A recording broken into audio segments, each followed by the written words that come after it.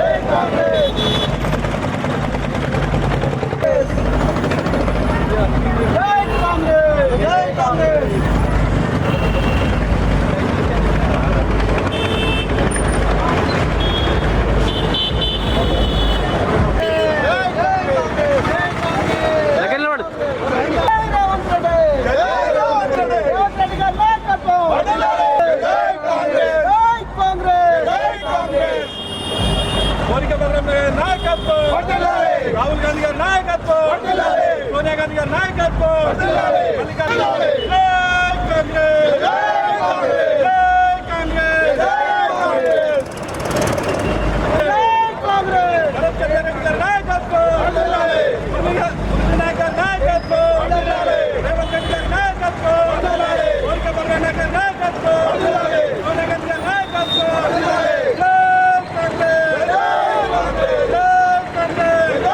Congress party వచ్చి 2 సంవత్సరాలు కాకముందుకే వెనుకబడ్డ ప్రాంతం ఇది, మానుకోట ప్రాంతం, ఉద్యమాల గడ్డ.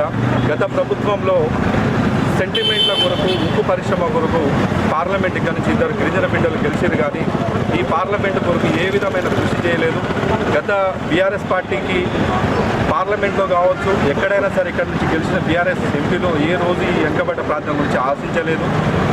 ఉక్కు పరిశ్రమ కావచ్చు, అదేవిధంగా ఇక్కడ ఉన్న నిరోధక బిడ్డల గురించి కావచ్చు, డెవలప్మెంట్ గురించి కావచ్చు, ఏ ఒక్క రోజు బీఆర్ఎస్ నాయకులు ఇక్కడ నుంచి గెలిచి మాట్లాడలేదు. కానీ కాంగ్రెస్ పార్టీ రాగానే గతంలో పోరిక బలరాం నాయక్ గెలవంగానే రోడ్లు కావచ్చు, ఏకలవ్య స్కూళ్ళు కావచ్చు, గురుకులాలు కావచ్చు, ఇద్దరు పాసులు కావచ్చు, మానుకోట రైల్వే స్టేషన్లో తదితర ప్రాంతాలకు పోయే ఆల్టింగ్లు కూడా తెచ్చింది గొప్ప నాయకుడు పోరిక బలరాం నాయక్ గారు.